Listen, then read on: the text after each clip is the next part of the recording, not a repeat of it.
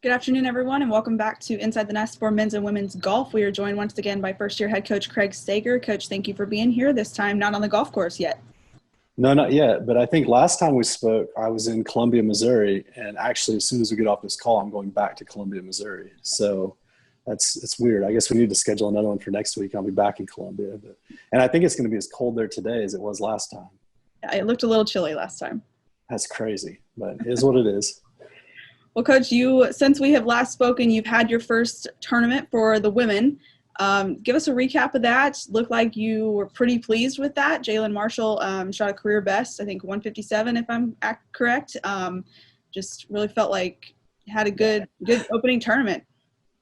Yeah, so it was fun. We went down there with very few expectations. I mean, we really are just happy to be playing the game again.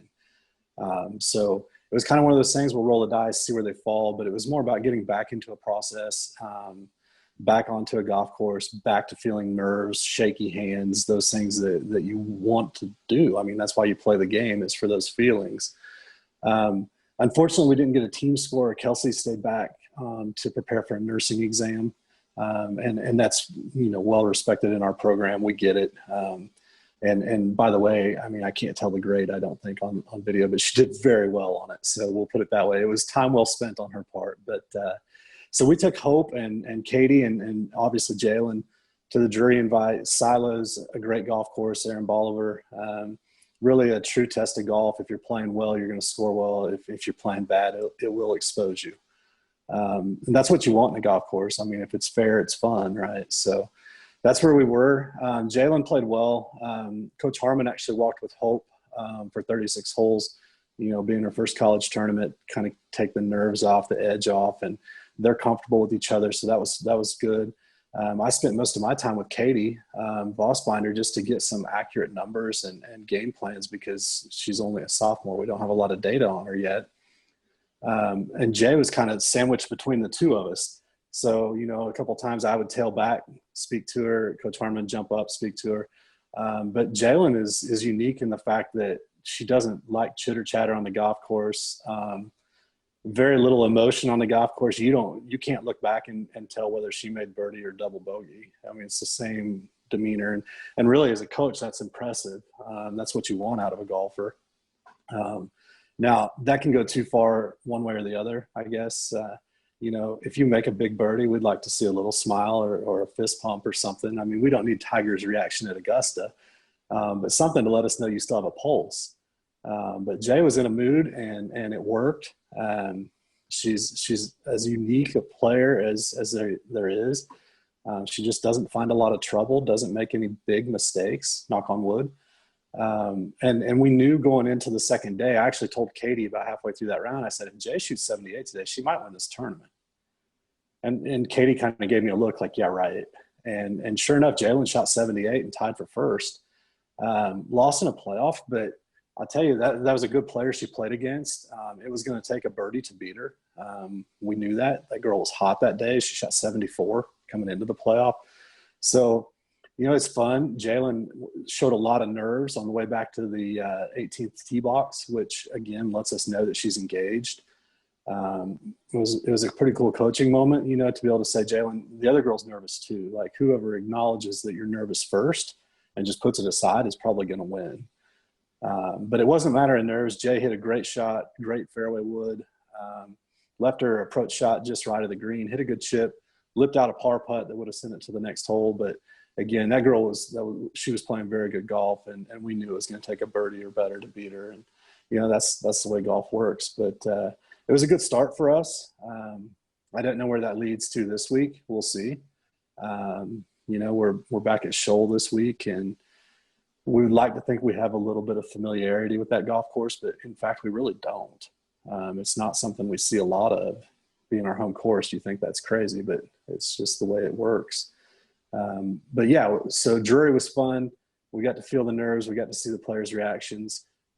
Some really good takeaways. Hope was amazing through her first 5 holes of college golf. I think at one point she was maybe even 1 under par. And Coach Harmon, I kept looking back at him, and he's just shaking his head like he doesn't know what's going on.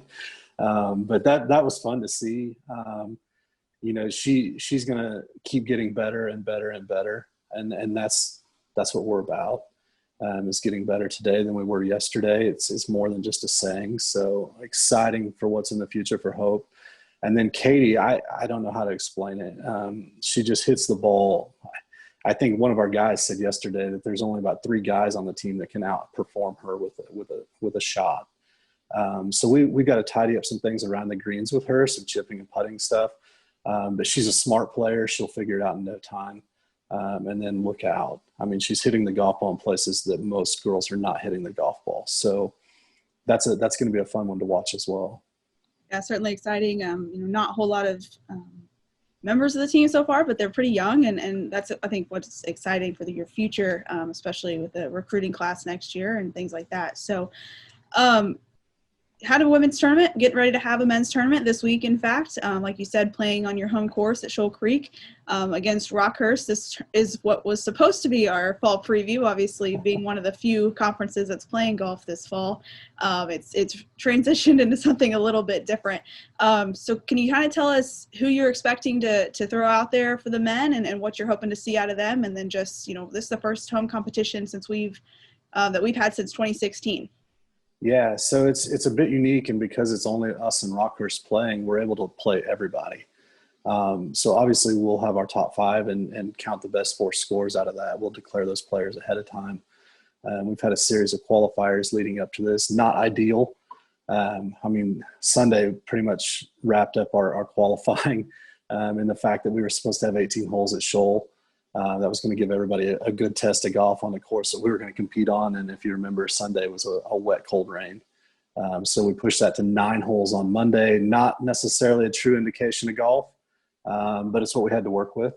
So we've got that. But I think we're going to see pretty consistent scoring from the guys. I think on the girls' side, we could see somebody run away with that because, Kelsey and Jailyn have seen a lot of Shoal Creek. Not that it's been our home course for long, but they have seen it. And I think Kelsey kind of grew up playing in that, this Liberty area, and Shoal's familiar to her as well. But on the guys' side, specifically being their first tournament, we like where Caden is right now, Caden Jordan.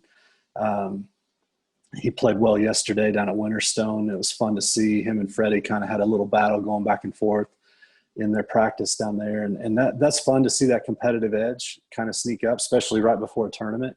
I kind of feel like leading into this, I didn't have a good feeling, to be honest. We were kind of in a lull, and we thought 75, 76 was good enough. And that's just not the case. I mean, you have to make golf a priority.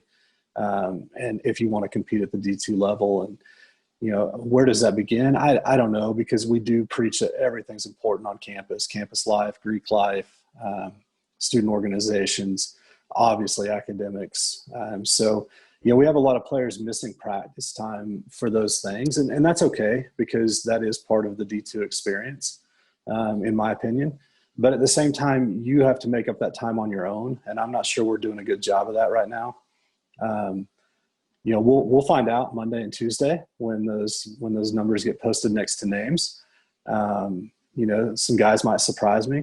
I do think there's going to be some strong performances. I would just hate to guess who at this point. We are so different across the board as golfers. We didn't necessarily recruit a group of like-minded players or similar shot players or anything like that.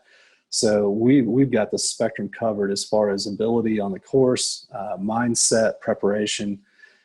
So we really just need to get through this tournament and track some data and see where we're at. We're really good on the driving range right now, but that's probably the only flat surface on that golf course. So we'll see how that moves forward. But I would expect Caden, he's been steady over the last couple of years.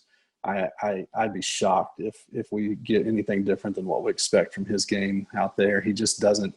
He probably play the same ball for 2 days. He just doesn't put the ball in trouble. But I expect someone to get hot. Hopefully it's on our team. But someone is going to get hot. The greens are rolling really good at Shoal Creek right now. If you see the line and hit your line, it's going to go in the hole. So I think there's going to be some good scoring.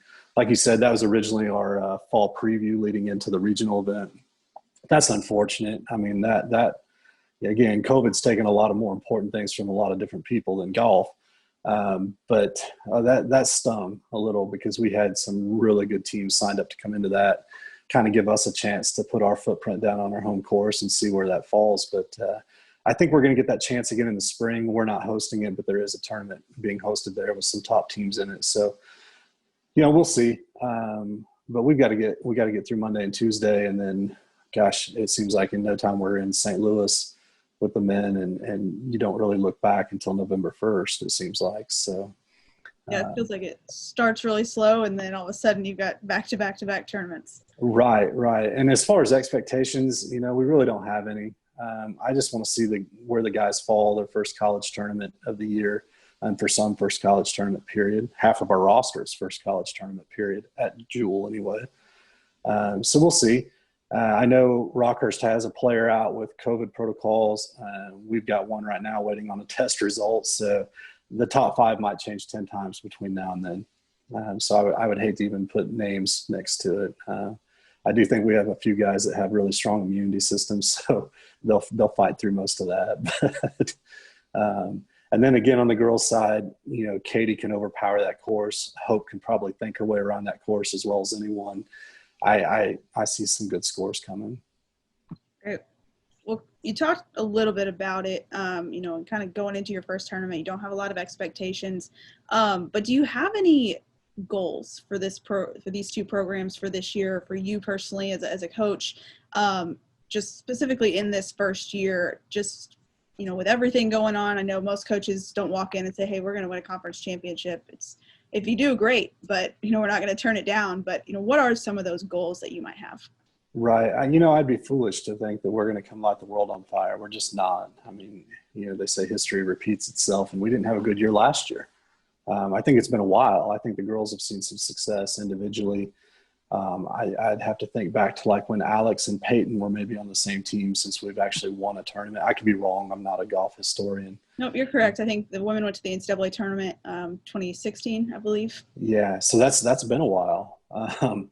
So my goal is, we've got Kelsey and Jailyn on the girls' side and Jack and Caden on the guys' side that we need to leave Jewel on a high note athletically. We've got the firepower to do that. So let's get them a little bit of success on their way out and also allow them to be the pivot point of that program. It's not fun to be at the bottom of the leaderboard. That's just not fun golf. It kind of makes you scratch your head and wonder why you do it, to be honest. I've been there personally. But, the goal number 1 is to let them ride out on a high note and really be catalyst in moving the program forward. Specifically on the girls' side, the recruiting class we have coming in is amazing. Kelsey's been instrumental in that because she's fielded a ton of phone calls and DMs. And it seems like every time I turn around, she's like, well, so-and-so called me. And I think that's amazing that she's willing to do that. Again, it's not something we've asked her to do. It's just, in the social media world, no one can hide from anyone. So these girls are taking it upon themselves to reach out. And, everyone wants to be a part of something successful. And if Caden can go out and Jack can go out and play some good golf, that's only going to help us in the future. And they know that.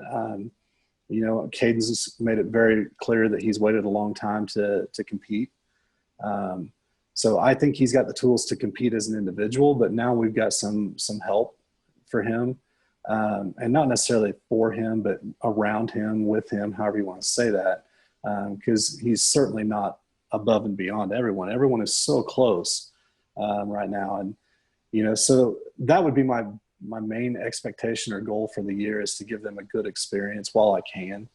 And then certainly do everything we can do to set up next year. I mean, in golf, being an individual sport, you're only as good as your best recruit. There's only so much training we can do in the 4 years you're here and 20 hours a week to really improve your golf. So it's really, what can we do for those seniors now to help them have a good experience and hopefully want to give back to our program once they enter the career field. And, I think we're in a position to do that. As for golf, again, it's just getting better than yesterday. We cannot overthink the golf course. We cannot over prepare. Golf is a funny game. I mean, it's not necessarily the one that works hardest. Some people are just blessed with the ability to have good hands and work their way around a golf course. Now, the ones that aren't blessed with that can certainly work really hard and get better. They can study and get better. It's a mental game, right? So what are you doing outside of just banging balls on the range all day to really prepare for that? But I think that's the goals is really sending them out and at the same time laying the groundwork for a new culture of Jewel golf. Great. Well, we're certainly looking forward to hosting our first tournament in quite a few years, and we'll be out cheering you on and hope to see some good scores out of that. Yeah, two per player, 2 guests per player. So make sure you don't break that rule, masks, distance, all that fun stuff. So no, golf has proved to be a very safe sport. It's been played all summer. The PGA Tour, LPGA, Missouri Golf, Central Links in Kansas. I mean, they've all played golf at a high level with very little, downside to COVID. So I don't anticipate any problems. I think the weather's supposed to be great. So I think if you can come out and watch a little bit, you're going to see some pretty good golf. Great. Well, we're very excited about it, and I'll be out there on Monday and Tuesday probably as well. And appreciate you taking some time out of your day before you head out to the course. Yeah, perfect. Thanks, Jailyn.